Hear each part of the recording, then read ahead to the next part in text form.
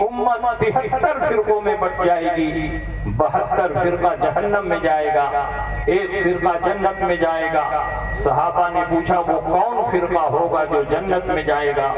تو رسول پاک نے فرمایا ما انا علیہ واصحابی، جس طریقے پر میں ہوں اور جس طریقے پر میرے صحابہ ہیں، جو اس طریقے پر ہوگا وہ جنتی ہے، اور جو میرے طریقے سے الگ ہو، صحابہ کے طریقے سے الگ ہو، وہ جہنمی ہے۔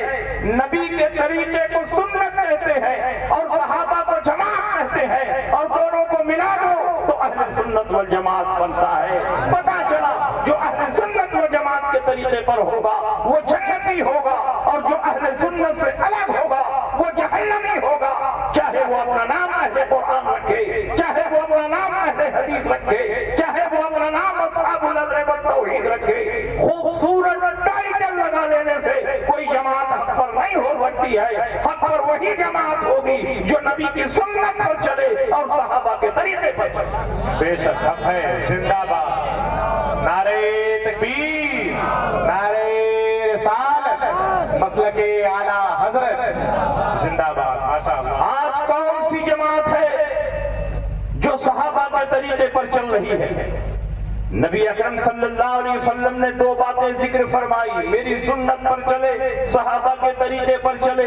نبی اکرم کو صحابہ کا طریقہ پیش کرنے کی کیوں ضرورت پیش آ گئی؟ نبی نے صرف اپنا ہی طریقہ پیش کیا ہوتا، جو میری سنت پر چلے وہ جنتی ہے، جو میرے طریقے پر چلے وہ جنتی ہے۔ نبی نے صحابہ کا طریقہ اپنے طریقے کے ساتھ کیوں پیش کیا؟ نبی نے صحابہ کی سنت کو اپنی سنت کے ساتھ کیوں بیان کیا؟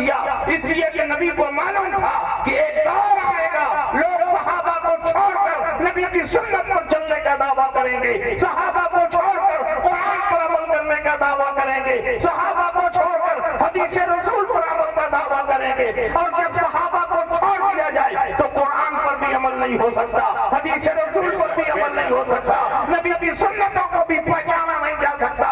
اس لیے نبی اکرم صلی اللہ علیہ وسلم نے اپنی سنت کے ساتھ ساتھ صحابہ کے طریقے کو لازم کرا۔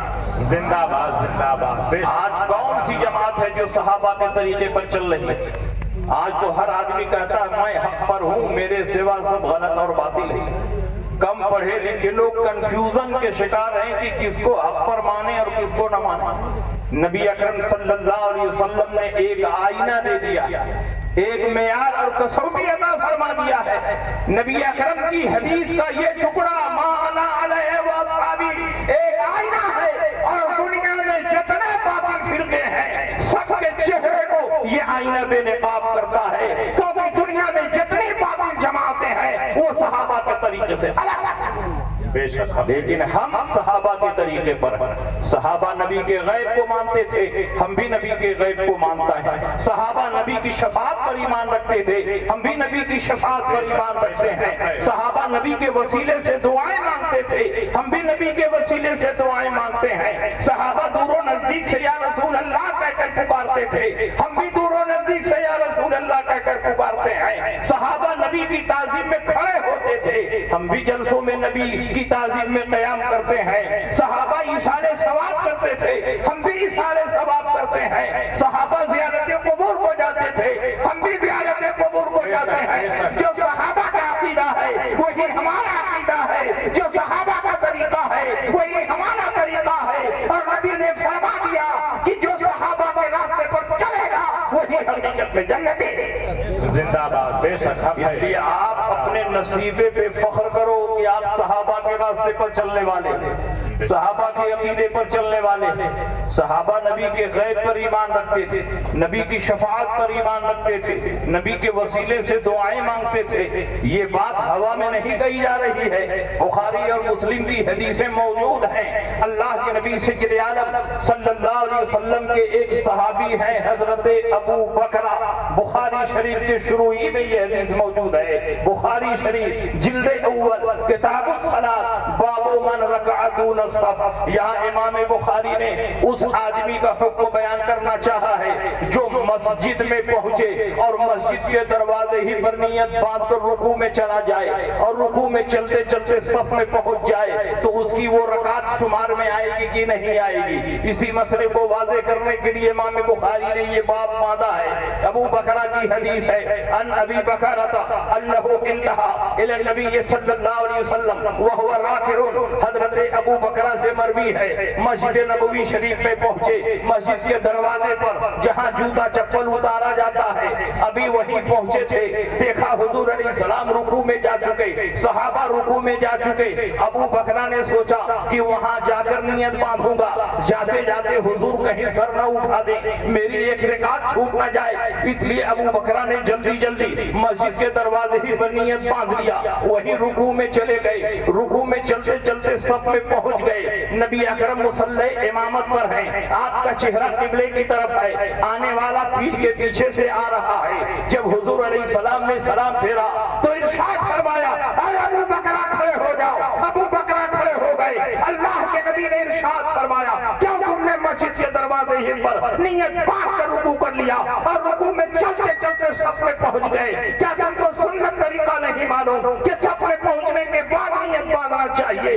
حضرت ابو بکرہ نے یہ نہیں کہا یا رسول اللہ آپ کا چہرہ تو قبلے کی طرف تھا، میں پیٹھ کے پیچھے سے آیا اور آپ کو پیٹھ پیچھے کا علم نہیں، تو کیسے آپ نے جان لیا کہ ابو بکرہ نے کس طرح نماز شروع کی ہے؟ اس لیے کہ وہ صحابی تھے، وہابی نہیں تھے، ان کا یہ عقیدہ تھا کہ نبی جیسے آگے دیکھتے ہیں ویسے ہی پیچھے دیکھتے ہیں، پوری کائنات نبی کے نگاہوں کے سامنے ہے۔ اللہ کے نبی نے ارشاد فرمایا ان اللہ رفع لی الدنیا فانا انظر الیہا والی ما هو قائم فیہا الی یوم القیامہ کانما انظر الی کفی ہذہ، جو کچھ دنیا میں ہو چکا ہے، جو کچھ قیامت تک ہونے والا ہے، سب کو سمیٹ کر اللہ نے میرے نگاہوں کے سامنے کر دیا ہے۔ میں تمام چیزوں کو ایسے ہی دیکھتا ہوں جیسے ہاتھ کی ہتھیلی کو دیکھتا ہوں۔ ہمارا یہ حال ہے رکوعکم ولا خشوعکم، تمہارا رکوع بھی مجھ سے چھپا ہوا نہیں، تمہارا خشوع بھی مجھ سے چھپا ہوا نہیں۔ تم لوگ سمجھتے ہو کہ میرا چہرہ قبلے کی طرف ہوتا ہے، میں تم کو پیٹھ کے پیچھے نہیں دیکھتا ہوں۔ انی لا اراکم وراء ظہری کما اراکم امامی، میں تم کو پیٹھ کے پیچھے ایسے ہی دیکھتا ہوں جیسے آگے دیکھتا ہوں، کیونکہ میں وہ پیغمبر ہوں کہ جب قبرستان سے گزرتا ہوں مردوں کے حالات کو دیکھتا ہوں، کس پر عذاب ہو رہا ہے، کس کو سواب دیا جا رہا ہے۔ میں زمین پر ہوتا ہوں، آسمان والوں کو دیکھتا ہوں، مکے میں ہوتا ہوں، مدینے والوں کو دیکھتا ہوں، مدینے میں ہوتا ہوں، جنگ روم کا مشاہدہ کرتا ہوں، منبر پر ہوتا ہوں، قیامت تک کے احوال کو صحابہ کے سامنے بیان کرتا ہوں، زمین پر ہوتا ہوں، اپنے حوض کوثر کو دیکھتا ہوں۔ واللہ انی لا ارى حوض الان من مقامی ھذا، یہی پر کھڑے کھڑے میں اپنے حوض کوثر کو دیکھ رہا ہوں۔ وہ کیسا نبی ہے، زمین پر ہے، آسمان والوں کو دیکھ رہا ہے، آسمان پر ہے، زمین والوں کو دیکھ رہا ہے۔ اعلیٰ حضرت امام احمد رضا نے اسی منظر کی عکاسی کرتے ہوئے ارشاد فرمایا سر عرش پر ہے تیرا گزر، تیرے فرش پر ہے تیری نظر، ملکوت ملک میں کوئی شے نہیں وہ جو تجھ پہ آیا نہیں، وہ خدا کا یہی ہے، نہیں اور کوئی مفرمان جو وہاں سے ہو، یہی آگے ہو جو یہاں نہیں تو۔ نعرہ تکبیر، نعرہ رسالت، سرکار دو عالم کانفرنس، مسلک اعلی حضرت، نعرہ تکبیر، نعرہ رسالت، زندہ باد زندہ باد۔ الحمدللہ ہم صحابہ کے عقیدے پر ہیں۔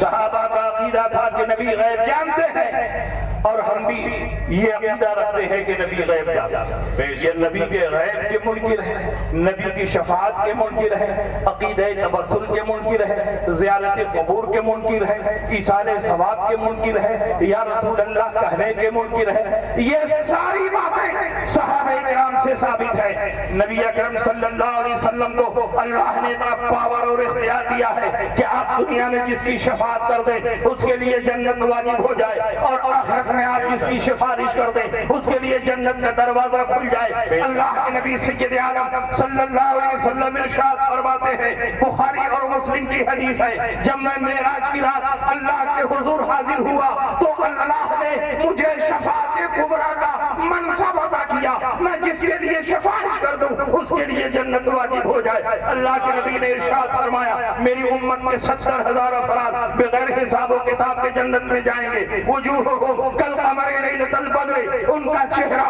14ویں رات کے چاند کی طرح چمک رہا ہوگا، کوئی پہلے اور کوئی بعد میں نہیں جنت میں داخل ہوگا۔ 70,000 ایک ساتھ قدم اٹھائیں گے اور جنت میں داخل ہو جائیں گے، لا يدخل اولہم حتی يدخل آخرہم۔ اللہ کے نبی نے یہ حدیث ارشاد فرمائی۔ ایک صحابی رسول عکاشہ ابن محصن الاسدی کھڑے ہوئے، انہوں نے کہا ادعو اللہ ان یجعلنی منہم یا رسول اللہ، اے اللہ کے نبی میرے لیے بھی دعا فرما دیں، جو 70,000 افراد بغیر حساب و کتاب کے جنت میں جائیں گے اس میں میرا بھی نام شامل ہو جائے۔ نبی نے یہ نہیں فرمایا کہ دنیا میں شفاعت کا پاور نہیں، دنیا میں شفاعت کا اختیار نہیں، جب آخرت میں شفاعت کا پاور دیا جائے گا تب میری بارگاہ میں اپنی سفارش پیش کرنا، بلکہ نبی نے اسی دنیا ہی میں جنت کا اختیار اور جنت کا پاور دکھاتے ہوئے ارشاد فرمایا انت منہم، جاؤ ان 70,000 میں تمہارا بھی نام شامل کر دیا۔ اس کا مطلب یہ ہوا کہ 70,000 کا کوٹا اگرچہ اللہ نے مقرر کیا ہے لیکن 70,000 میں کون داخل ہوگا کون خارج ہوگا، سلیکشن کا اختیار پیارے مصطفیٰ کو دیا گیا ہے۔ مصطفیٰ جسے چاہیں گے وہ 70,000 میں داخل ہو جائے اور جسے نہیں چاہیں گے وہ لاکھ نمازیں پڑھے، روزہ رکھے، قرآن کی تلاوت کرے، مصطفیٰ کی شفاعت کا مستحق نہیں۔ زندہ باد۔ اسی لیے اعلیٰ حضرت فرماتے ہیں آج لے ان کی فنا، آج مدد مانگ ان سے، پھر نہ مانیں گے قیامت میں اگر مانگے۔ نبی کی شفاعت پر ہم ایمان رکھتے ہیں۔